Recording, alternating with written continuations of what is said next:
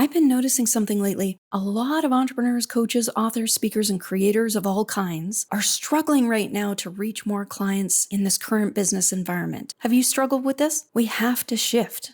What if one conversation could introduce you to your next client, collaborator, or biggest opportunity? What would change in your business if hundreds or even thousands of new people heard your message this year? How different would your business look if you could consistently get in front of new audiences? What if your expertise could reach people you've never met before in places you've never been simply by having meaningful conversations? Would you like to know the methods that are working for me and what's working today? I want to talk with you about how to increase your visibility and income in the most efficient and cost-effective way possible, all while having fun, specifically podcasting and guesting, being a guest on podcasts.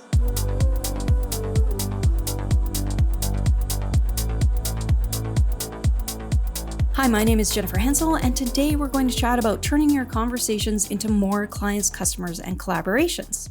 We're going to explore how podcasting and guesting can grow your visibility, authority, and business.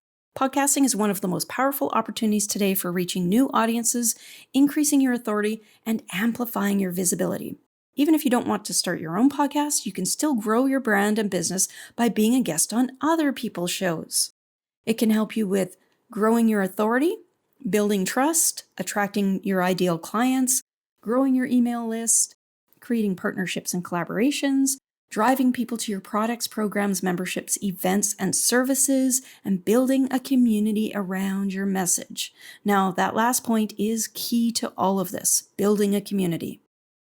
In a crowded online world, podcasting creates something many platforms struggle to provide: authentic connection. When someone listens to your voice for 5, 10, 20, or more minutes, they begin to feel like they know you. They hear your stories, your experiences, your personality, and your expertise. Trust develops through a podcast episode much faster than it typically does through a social post, advertisement, or email marketing alone.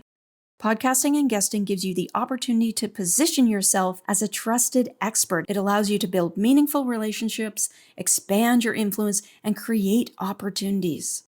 Today, I'm going to share with you 4 myths and 4 truths, including practical tips you can incorporate into your business right away. You'll learn how to turn conversations into more clients, opportunities, impact, and collaborations. By the way, I have a gift for you. You can get the slides and all the notes and links for this presentation in the show notes at womenpodcasters.com. Myth number 1. I'm too late to the party. Truth. Podcasting is still expanding. You're not too late. The opportunities are still overflowing. Before 2020, there were only 1 million podcasts, and now there are over 6 million. And when you compare that to the number of websites, channels, and other media, there's still lots of room to grow. Podcasting continues to grow year after year. Hundreds of millions of people listen to podcasts worldwide. It's really become mainstream. Podcast audiences tend to be loyal and trust the hosts they follow. Unlike social media content, podcast episodes can continue to generate visibility for years. Podcast listeners are highly engaged and often listen longer than other media. Think about it. If someone spends 45 minutes listening to your interview, that's the equivalent of reading dozens and dozens of social media posts, watching multiple videos, or receiving weekly emails. Podcasting is not just content, it's relationship building at scale. Now, I have a gift to help you with this about starting a podcast in the show notes at womenpodcasters.com. Myth number 2. It's too technically complicated and expensive. These were the myths that stopped me from starting my own podcast for years. The technology was actually a lot more difficult and technically heavy in the beginning. I was looking into starting around 2009, 2010, and it felt like learning a new language. But it's much easier now. The truth is, podcasting has never been easier. I was studying podcasting for more than 10 years before I started my podcast. I was in my mentor's podcast mastermind since 2009, but didn't start podcasting until 2019. Now, I did interviews and editing and other services in the industry, and I made a lot of connections and achieved a lot of other things in the meantime, but it took me that long to actually start my own show. Now, I'm an award-winning podcaster, author, and founder of the Women Podcasters Network and Awards, and host of the Women in Podcasting Show, and co-host of The Inspiring Show. In 2024, I received the Business Podcast of the Year award from the Podcast Awards, and in 2023, I won the Innovator of the Year award from the Quill Podcast Awards. Start simple.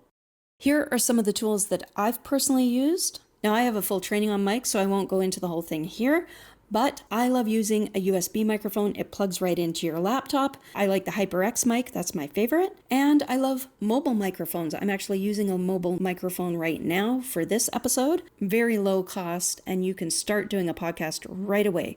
It's the easiest way to get going on your podcast today. Now, Audacity is for audio editing, and that's a free audio editing software that you can download and start using, and you can edit your audio using that. And then CapCut is for video editing. I use that mostly for social posts and social videos. Adobe Premiere Pro is for video editing also, and I use that for editing my episodes and for other training videos. Captivate is for podcast hosting. I do not recommend free hosting. I recommend getting a proper podcasting host. It's not very expensive. It can start anywhere from $5 a month. I get one that's $20 a month, and I can have unlimited podcasts on there. So it's very low cost, but you need that because it distributes your podcast to all the podcasting platforms. You need to have a paid podcasting host service. All right? And then Apple Podcast Connect and Spotify for creators. You need accounts in those two platforms in order to connect your podcast host so they can distribute your podcast onto those platforms, and your host will distribute it to all the podcast platforms. Okay? Opus Clip. I absolutely love Opus Clip. You put a YouTube link of your episode right in there, and it will just automatically take it and chop it into different pieces. So even if you have an audio podcast, just put an image with a waveform or something like that, make it a video, and then you can upload that to YouTube so you can have extra visibility. You can take that link and put it into Opus Clip, and it will chop it up into clips that you can use in your social media. I really find this very helpful. It gets more listeners, it gets more eyeballs on my content, and it actually will tell you what will be the best clip. The one that would be most effective has the best SEO for YouTube and for other platforms. So it's a really handy tool. Podmatch. Podmatch is for finding guest opportunities and also for podcasters to find guests. So it's a matching service between podcasters and guests. If you just want to be a guest on podcasts, I highly recommend going and signing up for a Podmatch account, and you will get access to so many quality podcasts, and you will be able to reach new audiences. I know the owner, Alex Sanfilippo. He's done an amazing job. This is really the top tool in the industry for podcaster and guest matching. Podmatch. And then also the Women Podcasters Network. Join our Women in Podcasting group on Facebook and join the network to connect with other podcasters. I've had thousands of connections between podcasters and guests in my Facebook group, and I would love to see you there. Feel free to share about yourself and what you want to speak about as a guest. You do not need expensive equipment to get started. You need a message worth sharing. Your technology can grow with your show or with your guesting opportunities. The biggest mistake is waiting for the perfect equipment.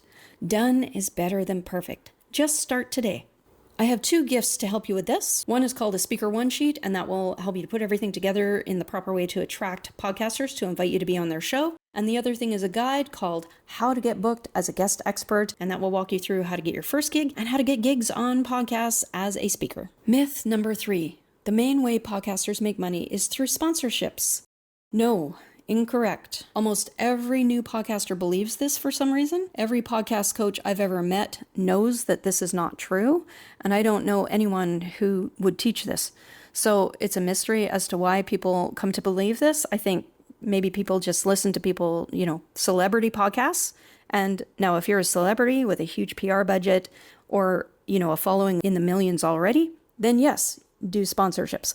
But for regular entrepreneurs, speakers, coaches, authors who want to start a podcast or be a guest on podcasts, it's not about numbers, and sponsorships are all about the numbers. And so the truth is, sponsorships are one of the worst ways to generate income for your podcast. You need thousands and thousands of downloads and a massive PR budget, plus you're giving away your attention. Time and attention are the most valuable commodities.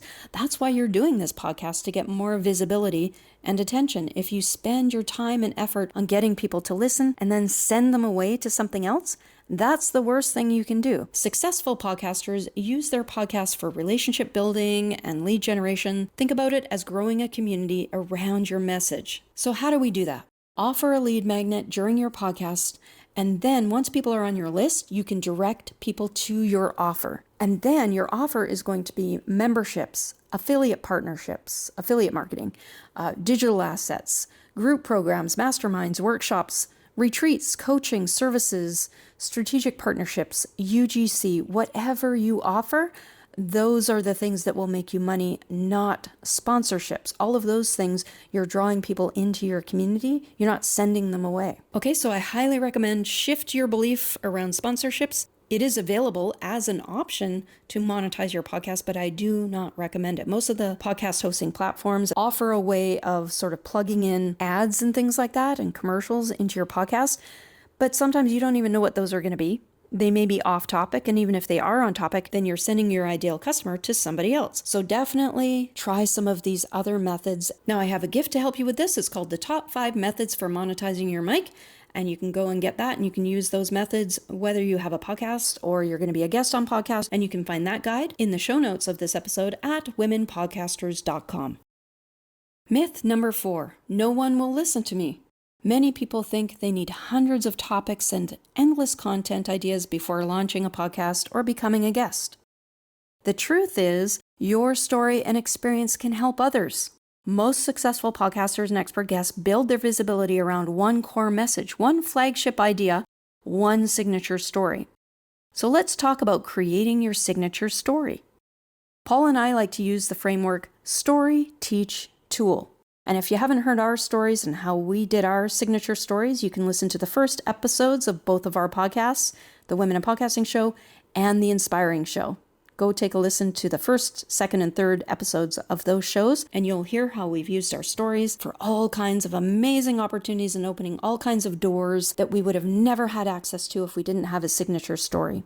Okay, so the framework is, the first part is story. So you're going to have a brief introduction about yourself, who you are, and why you're passionate about the topic. And it's going to show your transformation, right? You have to show your transformation from point A to point B, how you overcame something, how you got through a struggle, and what was the result? What was the outcome? It's going to be similar to what your audience is seeking, right? And then in the second part, which is teach, you're going to have 3 to 5 tips, steps, points, or lessons that's going to show them how they can do it. Or at least it's going to show them what's possible, because you may have a larger training that you want to direct people to, but that brings us to part 3, which is the tool. It's going to be your call to action or solution in the form of a lead magnet. I recommend using a freebie in podcasts or when you're guesting. I don't recommend selling with a price from a podcast. There's exceptions, of course, but for the most part, you want to do something that's evergreen. So a lead magnet is great because people can get on your list, and then you can present your offer from there. Your signature talk becomes the foundation for your podcast episodes, your guest interviews, your workshops, your presentations, videos, articles, lead magnets. So you really want to think about your signature talk. What is that all about? What's the main topic that you want to talk about? So let's bring this all together.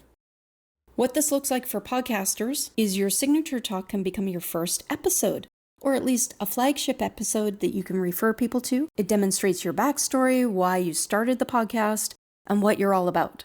If you're starting a podcast, you're going to create a trailer, create your first signature story flagship episode, prepare 5 to 10 episodes before you launch. Have those ready to roll out. You're going to batch record your content. That's the best way to stay consistent. You're going to build momentum from day one by having those episodes ready to go. You don't need hundreds of topics. You need one main theme or topic to focus around, and you need clarity around your message. If you're looking for guests, you're going to post in groups with hashtag find a guest. So those are just some quick notes for podcasters of how to incorporate your signature story based on today's episode, but I have a full training, as I mentioned before, about starting a podcast. And if you want even more extensive training, I have some links to some other people that have some amazing programs that you can join for starting your podcast.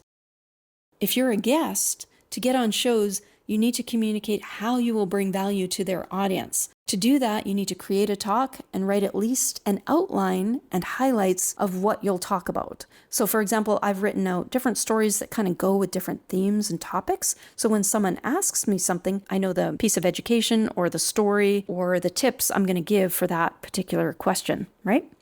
One exercise you can do is write out all the questions you think you'll ever be asked and pop in different parts of your story or different stories, different pieces of content and educational bits into those questions, just so that you can prepare a little bit and be more prepared. You're actually going to present yourself more authentically if you prepare that content, because then you're going to really know that you're presenting your own thoughts. You're not just sort of winging it, and maybe sometimes you won't say what you really meant. So it's better to prepare this ahead of time, because if you have too many things, that's one of the biggest mistakes I get from people who want to be a guest on my show. Their presentation is much too long. That's where the mistake happens, is they send a pitch that's way, way, way too long.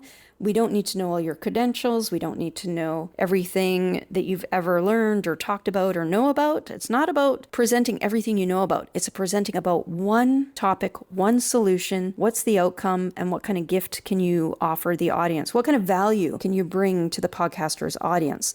If it's too much, honestly, they're not going to read it. That's one of the biggest complaints, is the pitches are way, way, way too long. You want to have one paragraph that you can explain who you serve, what's your topic, and how you're going to bring value to their show.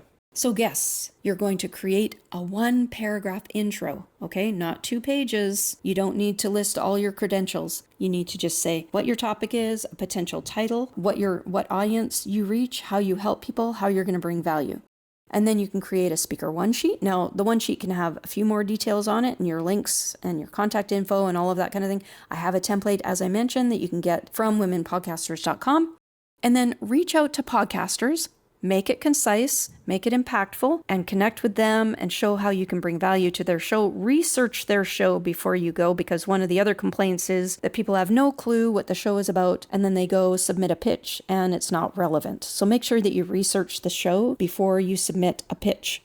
And then post in groups with hashtag be a guest. So just like podcasters are going to post with hashtag find a guest, as a guest, you're going to post with the hashtag be a guest. And a lot of podcasting groups like mine accept those hashtags and know what it means. And then you'll be able to get more visibility and more connections. Women, you can post in my Women at Podcasting group on Facebook and LinkedIn with hashtag be a guest. Or for all genders, you can post in my school group, and you can find that link through womenpodcasters.com. I'll have a link to it there. I would love to see you in my community, and I'd love to see your intros and how you're going to present your signature stories. And if you're a guest or a podcaster, I would love to connect with you, because I just love this podcasting community. It's all about community for me. Everything I do is centered around community. All right, thank you so much for listening today. My name again is Jennifer Henczel. You can find me at womenpodcasters.com. This is the Women in Podcasting Show. If you can like and share, we would love that. It would help us to elevate women's voices globally and throughout the podcasting industry. Bye for now.